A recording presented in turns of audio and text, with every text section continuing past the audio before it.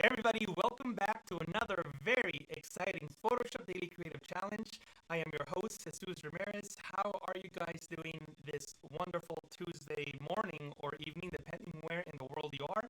Let me know in the chat where you're watching from. I'm in the San Francisco Bay Area, and I'm very excited to be here yet again for another set of daily creative challenges. This is probably my fourth or fifth daily creative challenge 2 weeks that I'm doing, so I'm not really sure how many I've done, but anyway, I'm so excited to be back, and I'm looking in the chat, and there's already a lot of familiar faces. We have Sam, Steve, Michael, Judith, Colleen, Rob from the UK, Sam, Raphael, Brad, John, Tim, Jacob, John, Susan, Colin, Anna. Anna's usually in the chat. Susan from the UK, Sam Peterson, Chad, Clarissa, Tanak, always in the chat as well. Andreas, thank you guys so much for watching. We have Denise, not Dennis, Denise from the Netherlands. Actually, not the, oh my God, I cannot talk today. That is not the Netherlands, that is Switzerland. I cannot talk and I cannot read today. Thank you guys so much for watching. Michigan in the house. But yeah, thank you for joining us yet again for another awesome daily creative challenge.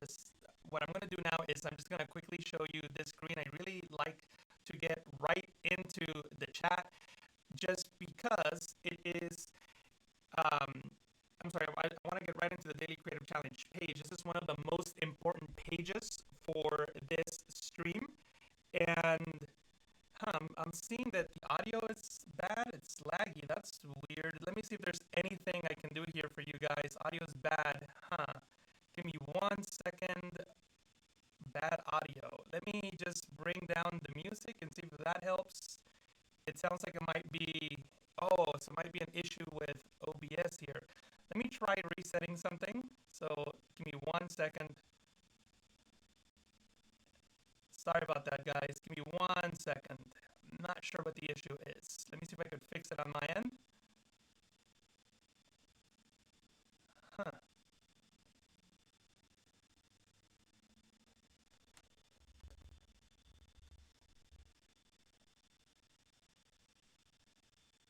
Let me know if the audio is any better. I made a change.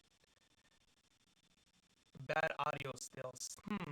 Sorry about that. The microphone seems to be plugged in correctly. It's so weird. My connection seems good. The audio. Give me 1 second. Sorry about that, guys. I really, really apologize about that. Still quite choppy. Wow. Let me try resetting this. So I don't know if I'm going to lose the connection, but I'll try to reboot this. Hopefully the stream doesn't drop. Sorry about that, guys. Give me 1 second. Give me 1 second. Okay, I hope this works.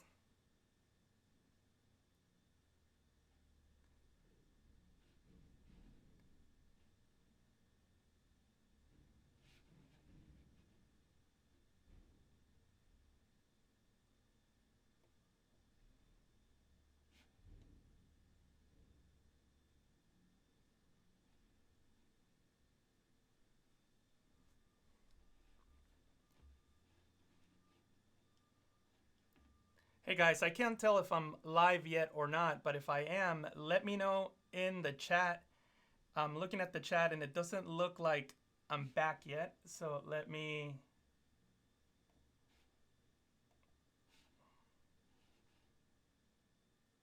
Hey guys, okay, looks like I'm back. Can you guys hear me? I'm looking at the chat. Let me know if you can hear me any better. Yeah, all good? Awesome, yeah. So I had to restart the computer and it looks like everything is fine now. Awesome. So we're a little behind. We're like 10 minutes behind, so I'm gonna get right into it. It looks like you guys can't see me though, right? Let me make sure that you can see me. There I am. Cool. So let's just get right into it because we are running so late. Sorry about that. So we're gonna be creating a golden statue. You guys saw the preview yesterday, and let's just go right into the video. So if you haven't already, actually I do have to show this because it's very important let me make sure that you go into the right page, behance.net/daily. Sorry about that. I was trying to figure it out. Right here, register for the Creative Challenge. You have to go into behance.net/challenge/Photoshop and make sure that you click on this big blue button. But most importantly, in this page, you need to come down and make sure that you download the Gilded Objects starter file right here, get started. And you can follow along with me using the same file that I'm about to use for this effect. So once again, behance.net/challenge/Photoshop. Scroll down, click on Get Started so you can download this file. All right, cool. So what I'm going to do is go into Photoshop, and this is the file that we're going to use. As you can see, it's an Adobe stock image. So that means that it will have a watermark, and that's okay. You can just practice with the watermark version, but I would recommend taking a photo of an object, of yourself, of anything that you like to follow along. The one important thing is that make sure that you do it up against a solid background, like a regular wall will be fine, just so that it's easy to mask out. But you don't have to get fancy with it. You don't need a fancy camera. You can do it with your phone. So you can download this file if you like to practice with, and then take your own photos, or maybe even license a photo from Adobe stock if you prefer. But the point is that this is the image that I'm going to go for, and let me just license my image. And you're going to see this window here that will confirm the license. I'm going to license it just so I can remove the watermark. And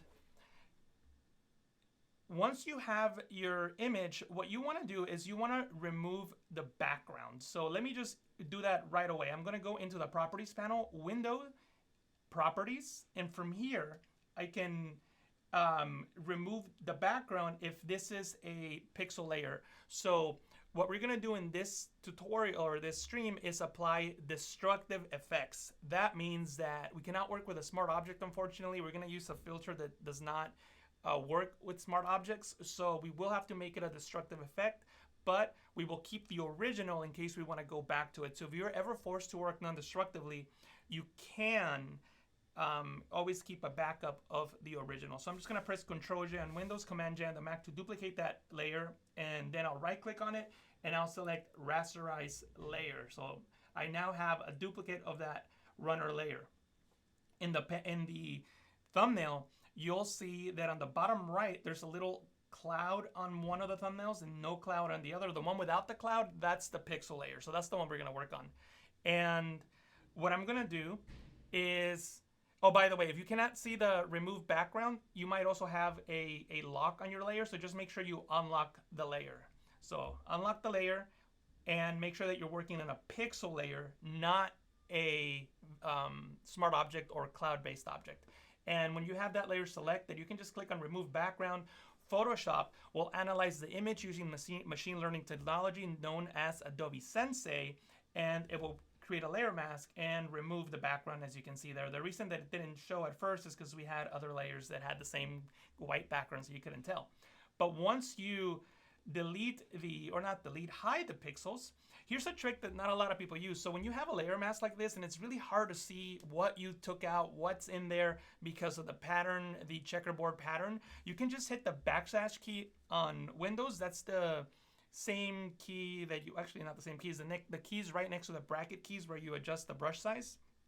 On the right hand side of the keyboard, right below backspace, right above enter, there's a backslash key. You hit that, and then you see this rubylith overlay that just basically shows you what is masked. So it's a lot easier to see the pixels that you're not really masking properly. So you can then select the brush tool and paint with, whoa, that's not the brush that I wanted to use. I have a huge brush. Let me select a different brush, and I'll make it a lot smaller by tapping on the left bracket key on the keyboard. Then I can paint with black to hide pixels or white to reveal. And I'm not going to spend too much time fine-tuning this mask because we had some audio issues, and I want to get right into the meat and potatoes of this effect. So once you're done with that, you can just hit that backslash key again to remove the rubylith overlay.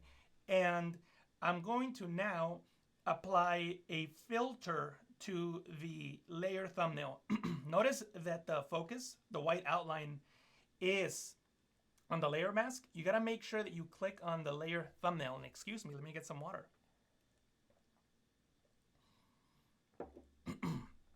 So when you've selected the layer thumbnail, that little focus, that white outline needs to be on the layer thumbnail. You can go into Filter, Camera Raw Filter. And we're going to do two things here. We're going to make the image black and white, and we're going to, let me bring the Camera Raw Filter onto this screen. And we're going to remove the detail just to make it smooth like metal would be. And the way that you would do that is you would just go to the top here and click on black and white. Image becomes black and white. Simple enough. And you can just drag the texture slider to the left. See that? See how it just removes some of the texture? Then you can go into the detail panel, and from here you can just go into the noise reduction and bump it all the way out. So that would really smooth that image out like so. Let me zoom in so that you can see. Now he looks really, really smooth. So you can compare how much detail we remove from that layer. Also, what I'm going to do is run that same filter again, so we apply it twice. And you may need to do it 3 times. You can experiment with your own photo. So I'm going to go into the filter menu, and in Photoshop, when you apply a filter, Photoshop remembers it. So the first filter on the list will be the last filter that you applied with those same settings. So I'm going to go into the Camera Raw filter again, apply it with the same settings, and now I get a much smoother surface on my runner here. So now I can turn them into metal. So this is where the fun part begins. In Photoshop, there is a command known as apply image. It allows you to take a layer or a channel and apply it to itself, blend it to itself. So that's what we're going to do. We're going to blend some layers together. And I'm going to go into image. Oh, by the way, very important. Make sure that the layer thumbnail is selected. Do not work on a mask. Layer thumbnail. Layer thumbnail for all these steps. Then go into image, apply image, and oops, where's my window? Oh, my window's over here. Sorry, I have 2 screens. Here's my window. And what you want to do is first select under layer, merge. Then under blending, you're going to select the difference blending mode, which is going to make everything black. And that's okay, because we're now going to click on this invert checkbox, and that will invert those pixels. So basically what was black before is now white, essentially. And what was white is now black. But the point is that when you blend those layers, you get this effect that you see here. So I'll press OK. And he's starting to look more like metal. And what we're going to do is we're going to apply that same filter one more time. So I'm going to go into filter. I'm sorry, into image, apply image, and Photoshop will remember the last settings. You don't have to do anything. Just press OK. So he's starting to look more like a metal object. And the cool thing about working on a pixel layer as opposed to a smart object, and to be quite frank with you, if I wanted to, I could have done this non-destructively. But the one big disadvantage of doing this non-destructively is that you will need to, you're stuck with doing an adjustment to an entire layer. If you work with a pixel-based layer, you can actually make a selection, like for example on his arm here, it doesn't quite look like metal. So I can select his arm and then run that filter again. Image, apply image, just on his arm alone. Also, here's a keyboard shortcut that you may or may not know. If you press the P key on the keyboard for preview, you enable and disable the checkbox. But anyway, so now that gives you more control over what areas you can keep applying this filter to make it look more like metal. Let me double click on the hand tool to fit the image to screen. And just so that we can see the design better, I'm just going to create a solid color fill layer. And you know what? Maybe darker than that blue will work. Let me drag this over here and I'll place that right here. So we have this color fill layer, and that's just the background. It can be any color that you want. I'm just making it blue. And then for this runner copy layer, I'm going to create a hue and saturation adjustment layer, clip it to the layer below. Clipping a layer by clicking on this icon, by the way.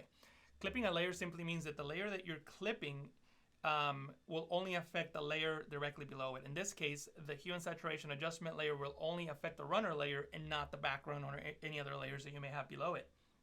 And you can just click on colorize and just shift the hue. So I can go into like this golden color here and increase the saturation and now I have a trophy. This is like a trophy that you would make for somebody who's a runner. You can try making maybe like a soccer trophy, or maybe even um, like an object, like a statue.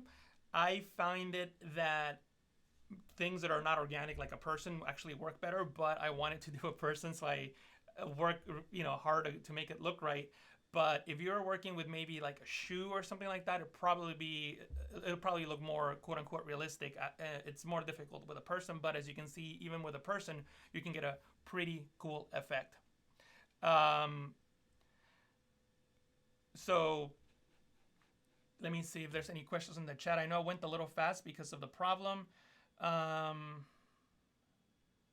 Yeah, good point, Steve. If you want to apply the camera raw filter without the same effect that you applied before, you can definitely keep scrolling down. And also, if I'm not mistaken, let me see before I say it. If you hold yeah. So if you can select the filter, the first one on the list will apply the last one. But if you don't want to find that last filter again, maybe you forgot where it was, you can hold the Alt key on Windows or the Option key on the Mac, and instead of applying it, Photoshop will just open up that window and you can make a different adjustment. So yeah, good point there, Steve. Thank you for reminding me. Why are his shorts ripped off? I'm not sure if his shorts were ripped off. Andrea, you can license the image if you like. I just provided Adobe stock images because I could, just they're there available. You don't have to take the watermark out if you don't want to. I'm just giving you these files so you can practice with, and I think it'll be much better if you took a photo, like I said, with your cell phone up against a white background or a solid background. It doesn't have to be white as long as it has enough contrast between the foreground and background so that it's easy to mask. But yeah, you could take a photo. So every time you go into the filter, you are multiplying. Mia, we were not multiplying. We were using the difference blending mode. So I don't know if that is what you meant. Not the multiply blending mode. We were using difference.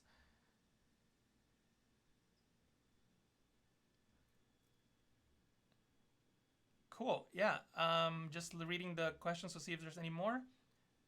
Where's the banana icon? Yeah, so I had to like switch computers just in case the computer was the issue. So let me bring the banana icon back. So yesterday I said I was gonna work with the banana icon.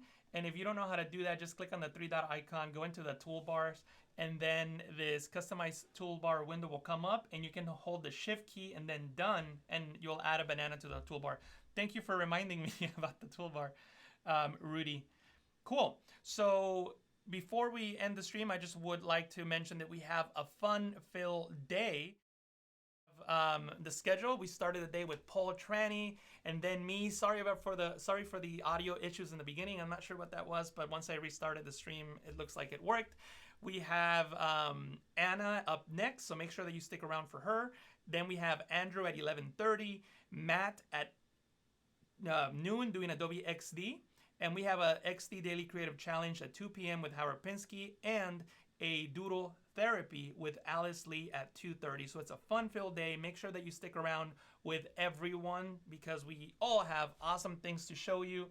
Also, since we started a little late, I didn't get a chance to show you, but you can join the community chat. So if you go, oh man, I'm not even connected. But anyway, you can go into the community chat and go into Discord so that you could submit your work under the current challenge tab. I'm sure someone in the chat will post the link for that. And make sure that you not only share your work on Discord, make sure that you also create a project on Behance. I showed how to do that yesterday so that we could do a search for the hashtag PS Daily Challenge and see your work. So make sure that you submit your work, and we also have a curated gallery where your work could appear. So make sure that you submit your work into behance.net and use the hashtag PS Daily Challenge. So make sure you do that. I know I went a little fast. It was mainly because of that audio issue in the beginning. If you guys want, you can go watch the replay. It's actually not that difficult. All you have to do is just simply mask your object, desaturate it, remove the texture, and then apply the apply image command using difference 2 times. And that's basically it. It's not that difficult. I know that some of these windows look a little scary with all these menus, but if you really think about it, it's basically a 5-step technique to get you the effect of making it look like metal. So thank you guys so much for watching. I will be back tomorrow for another daily creative challenge. Again, my apologies for the audio in the beginning, but I'm glad we got it worked out and we made it through. Thank you so much. Stick around for Anna. She'll be right up next in just a couple minutes. All right, guys, have a wonderful day, and I'll see you tomorrow. Bye.